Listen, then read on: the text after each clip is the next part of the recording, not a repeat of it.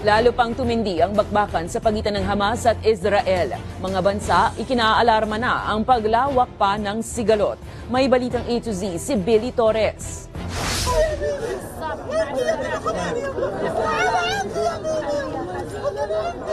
Halos 2 linggo matapos magdeklara ng giyera ng Israel Defense Forces laban sa Hamas, nagpalipad ito ng airstrike sa isang simbahan sa Southern Gaza Strip sa paglalayong tugisin ng militanteng grupo. Hindi pa tukoy kung ilan ang nasawi sa pag-atake, pero marami dito ang mga sibilyang nadamay. Sunod-sunod na raket din ang pinakawalan sa Israel ng Hamas mula naman sa Gaza at Lebanon. Sa ulat ng Israel, hindi bababa sa 30 raket ng bubagsak sa hilagang bahagi nito. Nagbabala naman si Israeli Prime Minister Benjamin Netanyahu na magiging mahaba pa ang giyera. Handa na rin ang tropa ng Israel na pasukin ng Gaza. Sa gitna nito ay kinaalarma ng ASEAN Foreign Ministers ang paglala ng sigalot sa Middle East.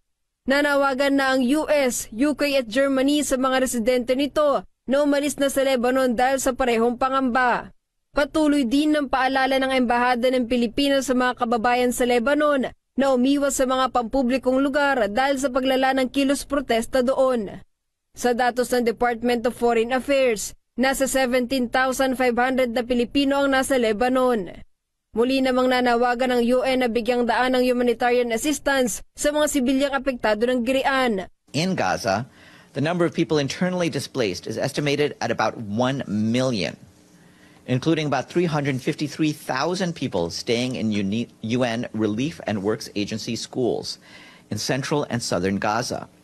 They're living in increasingly dire conditions. Sa Pilipinas, una nang inihayag ni AFP Chief of Staff General Romeo Browner Jr. ang pagpapaigting sa seguridad sa bansa kaugnay ng krisis sa pagitan ng Hamas at Israel. Kanina, ligtas na ring naiuwi ang ikalawang batch ng mga Pinoy na naipit sa girian habang magtutuloy-tuloy rin ang repatriation efforts ng gobyerno.